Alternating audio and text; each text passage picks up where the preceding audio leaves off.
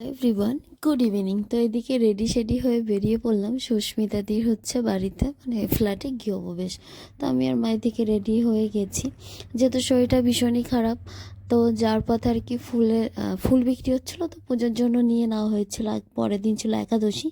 তো যাই হোক, ওর বাড়ির কাছাকাছি এসে যে অ্যাড্রেসে দিয়েছিল সে একটু ওকে ফোন করে নিয়েছি আর একটু মিষ্টি নিয়ে নিলাম, যেহেতু গৃহপ্রবেশ আর যেহেতু আমরা প্রথম যাচ্ছি ওর বাড়িতে।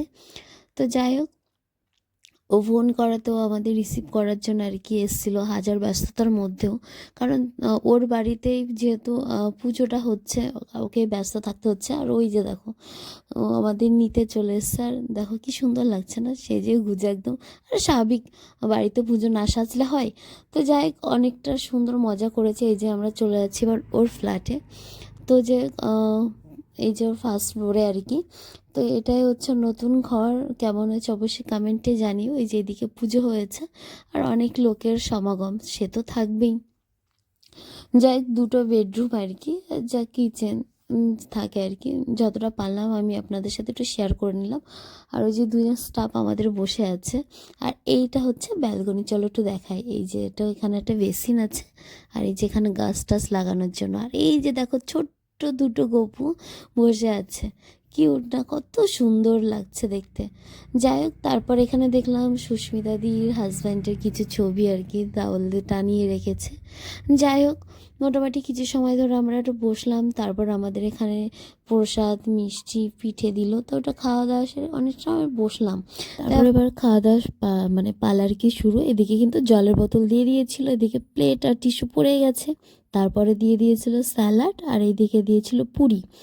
তো যাই হোক, আর আমার সামনে দেখো একটা কিউট বাচ্চা বসেছে। যাই হোক, কথা বলতে বলতে এদিকে পড়ে গেছিলো তো চানা তরকারি। কিন্তু দুটোটা খুব দারুণ হয়েছে, খাবারটা খুব সুন্দর হয়েছে। এই যে একটু করে ছিঁড়ে এবার গরম গরম আর কি ছিল, এবার মুখের মধ্যে পুরো দেখো আমি তো খাওয়া দাওয়া করছিলাম। এরপর সুস্মিতাদের একটু সবাইকে দেখছিল আর কি। তো যাই হোক, খেতে না খেতে দেখো রাইস চলে এসছে। আর এদিকে আমি একটু অল্প করে নিয়েছি, যেহেতু শরীরবেলা খেতেও পারবো না, নষ্ট করে লাভ নেই। তো এদিকে পনিরের তরকারি ছিল, আলুর তরকারি ছিল, সমস্তটাই দিয়ে গেল। তো এটা আর কি খাচ্ছিলাম। আর বেশ করে চোখ যাচ্ছিল আমার সামনে বসা যে বাচ্চাটা, ওর দিকে দেখো কত কিউট না, আর কত ভালো। এই বয়সে কোথায় আমাদের খাইয়েটাই দিত, আর এখনকার বাচ্চাদের এভাবে খাইয়েই দেয়। আর এ দেখো কি সুন্দর একাই খাচ্ছে।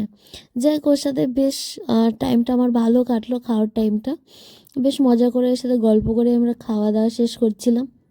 বেশ কথা বলে, বেশ সুন্দর কথা বলে আর কি। যাক, এইদিকে দেখো আমার খাবার তো প্রায় শেষ হচ্ছে না, আমার থালা ওই রকমই রয়ে গেছে।